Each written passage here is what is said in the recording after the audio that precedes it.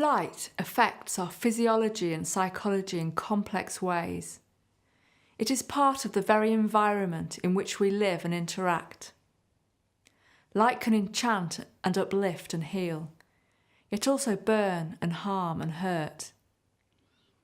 And yet we underestimate light as a component of health and well-being. Lighting is being regulated across the world without proper consideration of the importance or the power of light. In the EU, safe and popular forms of lighting were banned under a directive originally designed to regulate the energy efficiency of appliances such as kettles and washing machines. Why does this matter? Because light matters, and because as a charity we know that people all over the world are suffering ill health as a result of exposure to the new forms of lighting.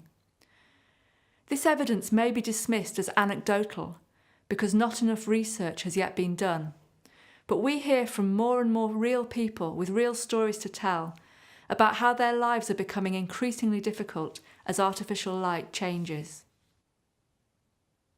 LightAware is particularly concerned about LED lighting, and I'd like to focus on this, because in a few years almost all other forms of lighting will be banned in favour of LEDs.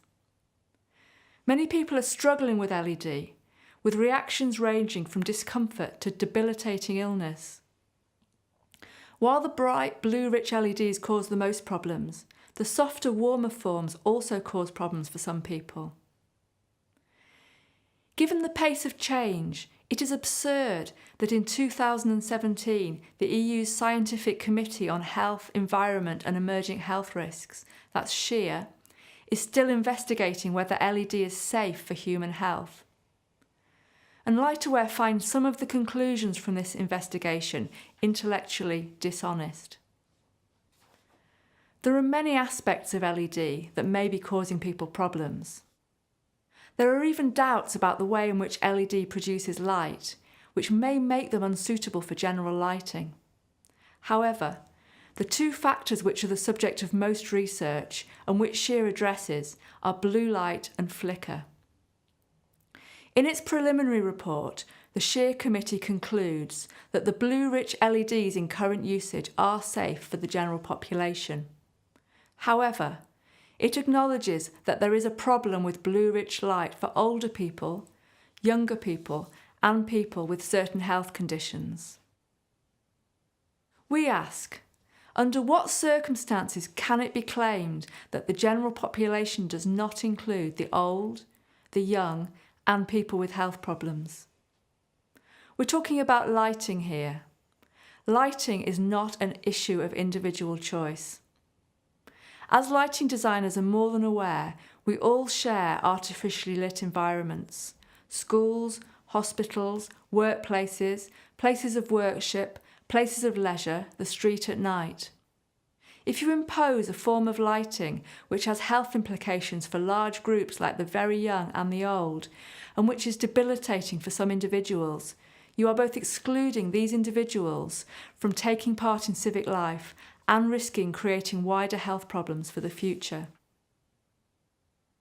Light and health hit the headlines recently when the 2017 Nobel Prize for Physiology and Medicine were awarded to the 3 scientists who discovered how the body clock works.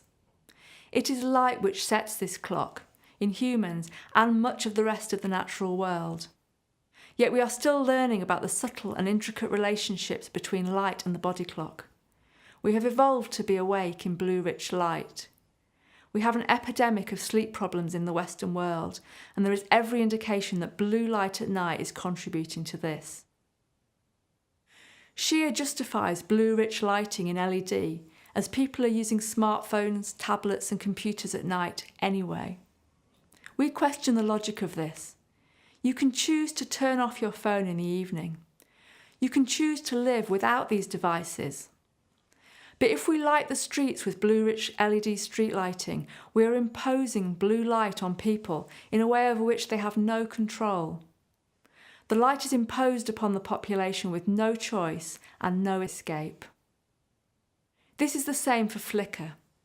If the lighting in public and domestic spaces flickers, and the streets at night are flickering, What does this mean for those who cannot tolerate it? We know that LED lighting technology is advancing all the time, and that both the issues of flicker and blue light can be helped or even solved by engineering improvements. But we don't know whether these measures alone will solve the health problems people experience when exposed to LED. We don't know if LEDs are suitable for general purpose lighting for everything. We simply don't yet know enough about light and health. Given how much we don't know and the lack of understanding about the problems people are experiencing with LEDs, does it make sense to take away lighting choice from designers and from citizens and move entirely to this one form of lighting? We look to lighting designers to create safe, comfortable, appropriately and beautifully lit spaces. How will this be possible when the choice to use different forms of lighting will soon no longer be available? The incandescent light bulb is a safe, well-tested household product. We would like to ask, is it ethical or in any way just to ban them with no plan and no provision for those who cannot tolerate the alternatives? LightAware believes that the thinking behind the lighting regulation and the sheer response is flawed, as it does not compare like with like. Lighting is not like a household appliance, and different forms of artificial lighting are not like each other. We believe that everyone should be able to light their homes and live their lives without experiencing pain and discomfort.